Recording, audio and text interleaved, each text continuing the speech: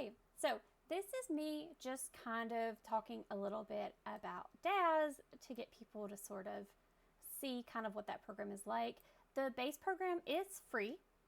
And if you want to buy like stuff for your dolls, you can purchase those at the DAZ store. There's usually lots of sales, and sometimes like weekly there's free stuff. But if you want to buy presets or you want to buy like accessories, then yes, that part is not free. So just kind of talking about like how I got here. I will go backwards and show you. So as far as this setting, this entire like place, and it is an entire place, is a preset that I bought. My content library, smart content library actually. Let's go to environments. So you can buy environments. One of my favorite ones is like a bar, because it's very like moody and lots of seating situations. But interiors of homes, landscapes, forests, you can purchase all of that. So we're gonna go in reverse so you can kind of see what I did. Oh, I can redo it. Okay, so I put this figure in a preset pose. Let's see. Oh no. You can see I've got animals, I've got people, I've got particular characters, I've got some stuff that like will make the models do certain things like squish and stretch in different ways. So yes, but poses. So this was a pose with this little pack right here, which is just some general like poses for characters, because I tend to get some of the same requests, or I'll start with a base, but you can also just move the figure yourself, and I'll show you that.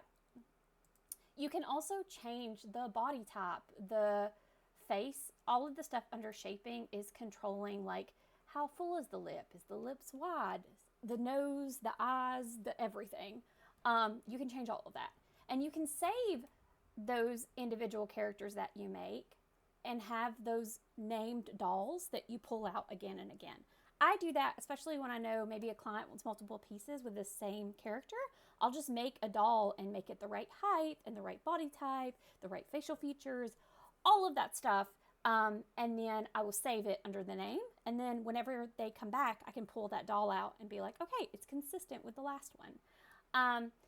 So yes, all of that stuff can be messed with, or you can get presets.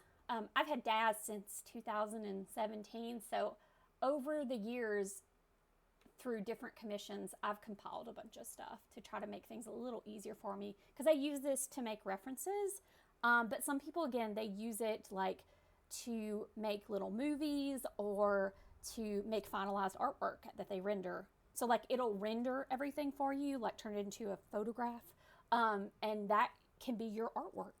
Or you can edit that, like take that into Photoshop and paint over it as well.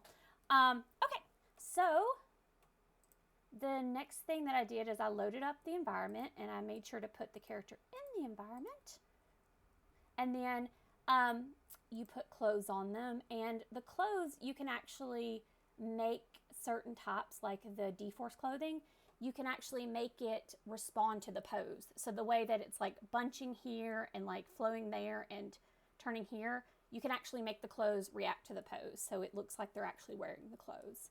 And you just press a button for that. You do the simulation and click this button. We can do it right now. So simulate. Oh, it takes a little second, but yes.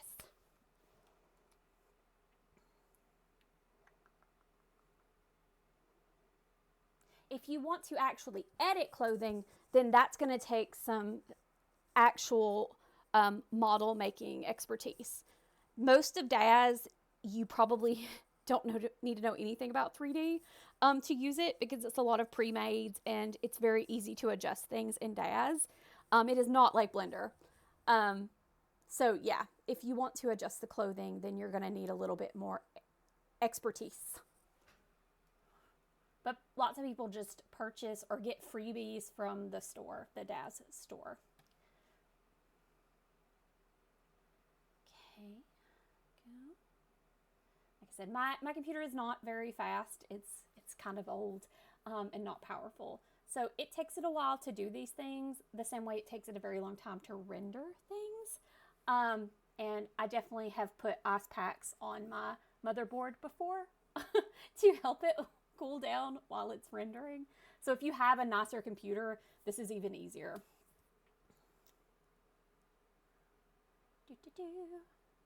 But imagine, with a little practice, you can have the dollhouse, the virtual dollhouse of your dreams.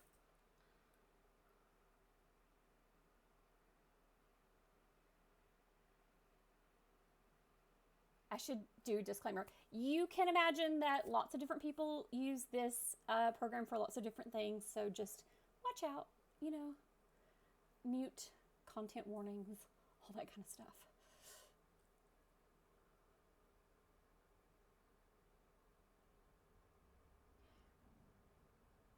Okay, you can see the fabric is kind of like flowing downward due to his pose. If he was like leaned back or leaned forward, the fabric would kind of fall differently.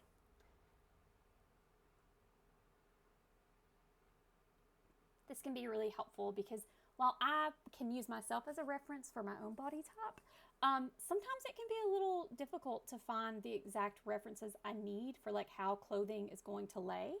The only thing about using DAZ as references is that the models, as with almost all 3D models, are notoriously kind of stiff because they don't act the way a body does. They don't stretch really and like pull and scrunch the way an actual body does. So I end up doing a lot of like adjusting even when I use these as a reference. There's a lot of little tweaking that has to go on to make the visual flow a little better. Okay, so let's see. What else can we, let's do shaders. And I'm gonna just change the clothing a little bit. Oh, I bet that this actual outfit probably has built-in shaders. Let's go to, does it? Yes, it does. So see how easy, so simple. Well, I say that, let's see if it's gonna actually be nice to me. Awesome, okay. Oh, okay. A little bowling shirt, a little flannel. Oh, that's getting kind of crazy. It's kind of getting crazy. Oh, let's see here. Okay, we'll do down. That's pretty. That's some denim. Let's see. Okay, there you go. I could give him some shoes, but it's fine. He doesn't need shoes. He can just walk around barefoot. And then again, I have a lot of different stuff that just I've used at one point or another. Either it had a certain like fabric pull that I wanted, or I needed a part of the wardrobe. And that happens a lot with like these presets, is you need like one thing in the preset, so you have to get the whole thing. So let's do hair. Ooh, how bouffant. Okay. Oh, no, come on. No, I'm going to need you to actually load. There's also horses, which is fantastic. Okay, here we go. Genesis. These are different models. So like I have had DAZ since 2007, so I have the Model 8, but there's also a Model 9 that's very nice as well. It's like with Sims, I bought so much stuff for the Model 8 that I'm kind of, I'll eventually go to the Model 9, but it'll be a while because I bought all that nice stuff. Okay, so here we have the model, you know, in their setting, and then what we can do is we can go ahead and see what it's going to look like when it renders, which is NVIDIA Iray. Then we can actually render it. As I mentioned, the more powerful your computer, the quicker it does this. I just have an old computer, but I'm not going to buy one anytime soon because of the prices of GPUs and such. That is an investment for your far, far future. Okay. So I can kind of see that the lighting is going to be okay. And I don't need to edit the exposure or anything like that. So I'm going to give my computer a break and go back to textured shading. our filament. Come on. I know, you're in so much pain. It's my fault.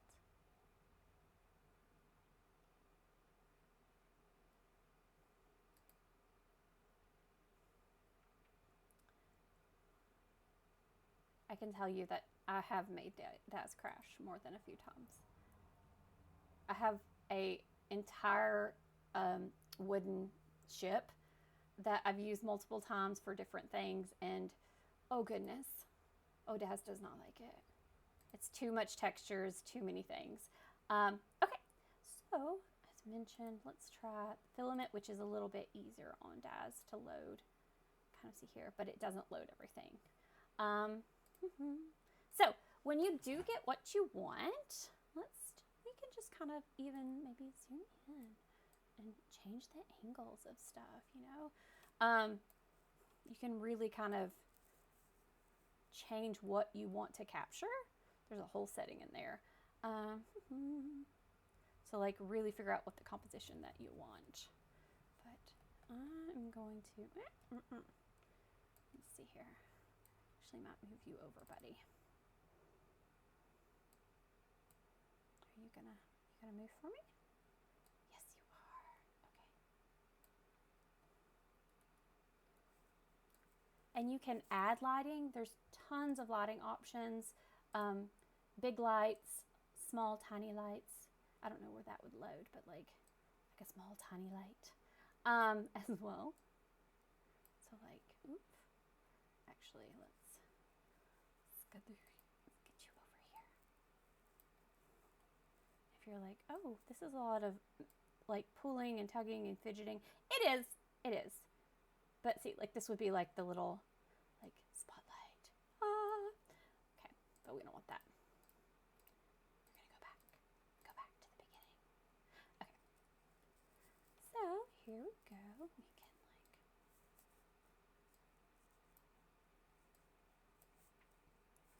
and then if I wanted to like adjust his pose anymore, I can really move him around.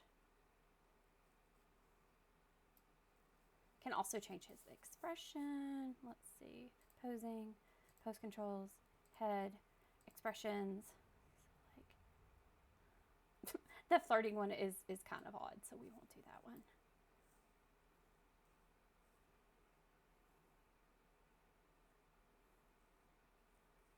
And then we can say his eyes. Maybe we want his eyes like hooded and blinking. Okay. Yeah, I don't know what this is. I really don't. So we're just gonna close this. Oh. Okay. Anyways, so you can really change everything. Oh, buddy, you're so tired. I'm so sorry. I didn't mean to make you that sleepy.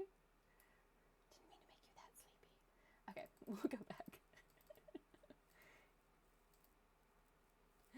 Okay, so now what I can do is I could render just a section, or I can render the whole thing and it'll become like a picture. So for instance, we'll go over here.